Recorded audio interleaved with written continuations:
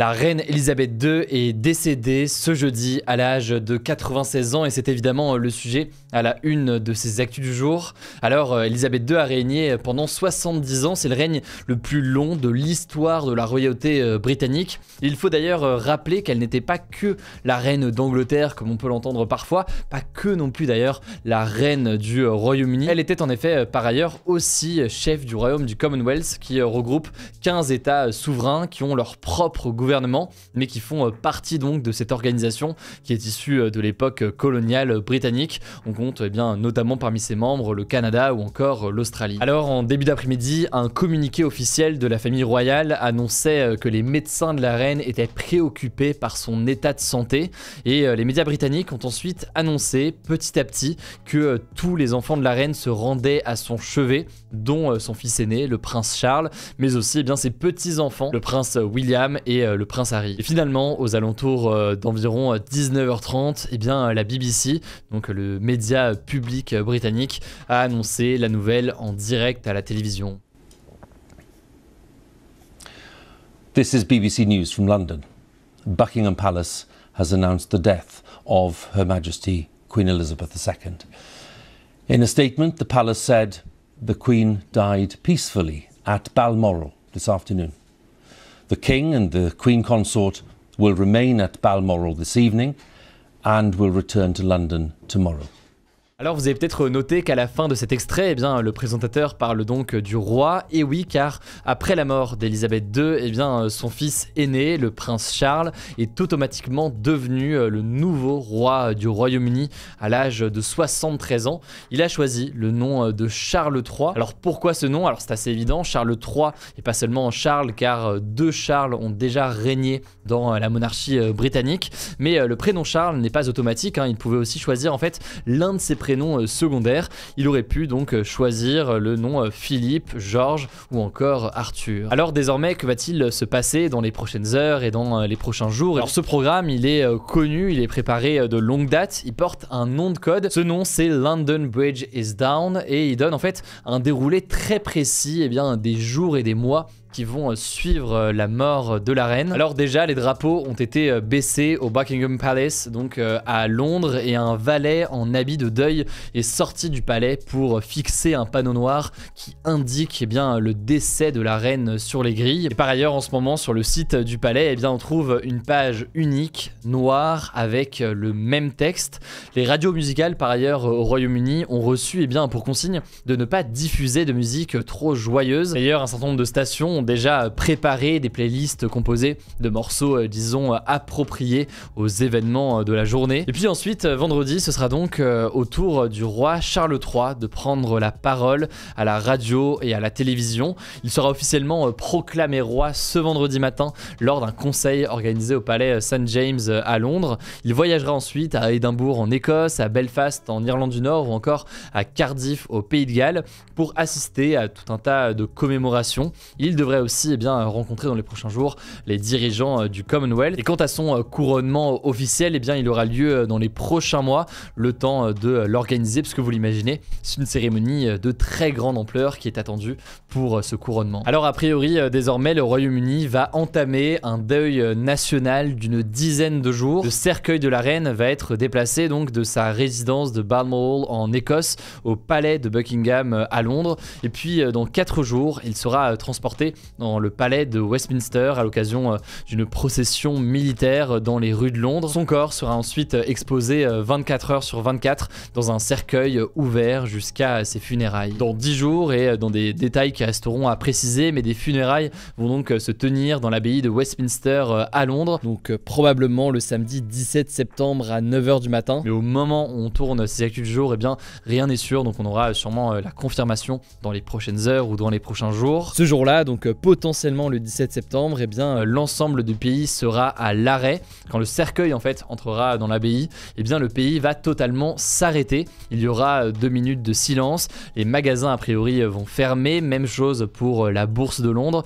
Les gares mettront en suspens leurs annonces. Les bus s'arrêteront et les conducteurs descendront dans la rue. La reine Elisabeth II sera ensuite enterrée le même jour au château de Windsor à l'ouest de Londres, aux côtés de son mari, le prince Philippe. Philippe qui est décédé en avril 2021. Voilà donc pour les quelques informations de la journée, au-delà évidemment des très nombreux hommages dont on aura l'occasion de parler dans les prochains jours.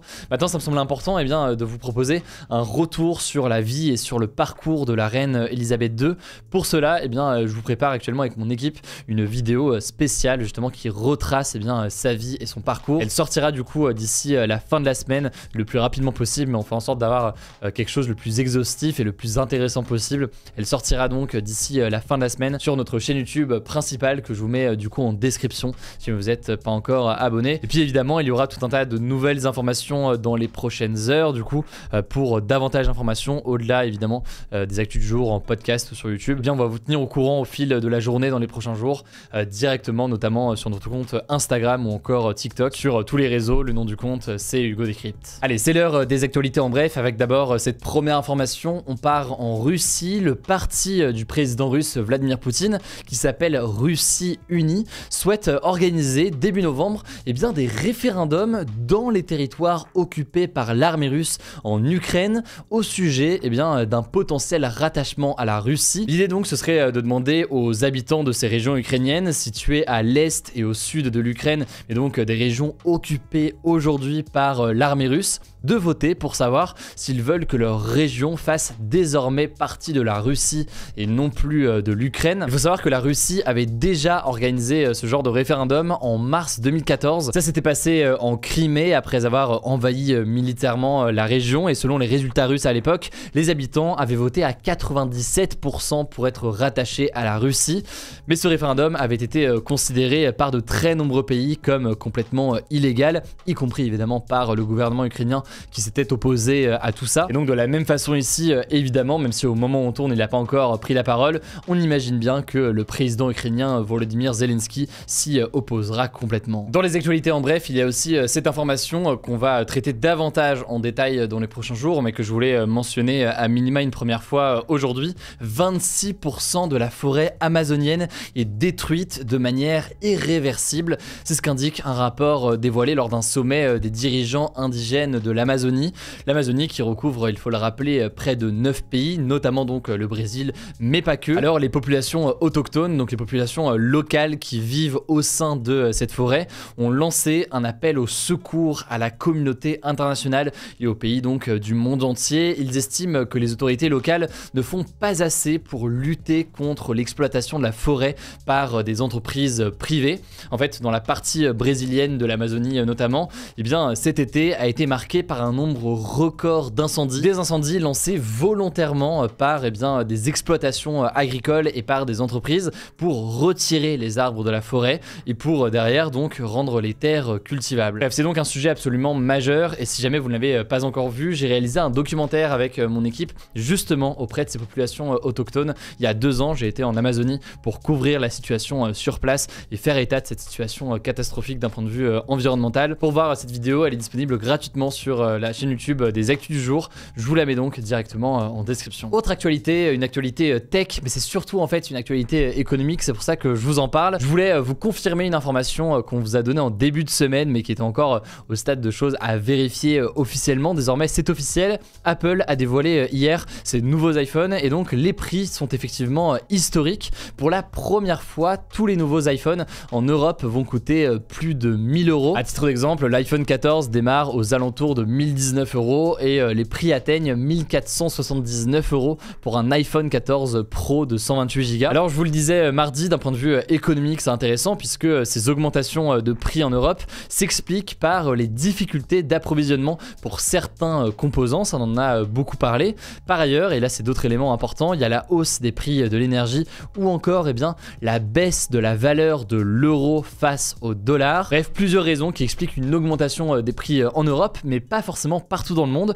Justement, aux États-Unis, les prix n'ont pas augmenté avec ces nouveaux iPhones, ce qui montre donc que la situation est différente en Europe. Bon, après donc ce nouvel iPhone 14 a été présenté par Apple mercredi soir. Il y a quelques nouveautés comme une nouvelle encoche pour les iPhone 14 Pro ou encore un meilleur appareil photo, mais je vais pas rentrer dans les détails de tout ça parce qu'on le fait pas avec les autres marques non plus, donc je vous détaille pas tout ça. Mais si vous voulez plus d'informations, je vous mets des liens directement en description. Alors pour la dernière actualité, je vous propose quand même d'avoir une actualité un petit peu plus positive, justement d'ailleurs liée à un sujet environnemental. C'est une initiative intéressante à Toulouse pour économiser de l'eau dans le contexte de la sécheresse qui a frappé la France cet été et plus largement dans un contexte de besoin d'économie. Et bien l'eau d'une immense piscine municipale va être récupérée pour arroser des parcs ou encore des jardins. En fait, chaque année après l'été, l'eau de la piscine Nakache, qui est l'une des piscines les plus grandes d'Europe, est vidée pour être remplacée. Sauf que eh bien, cette année, la mairie a décidé de ne pas simplement se débarrasser de l'eau,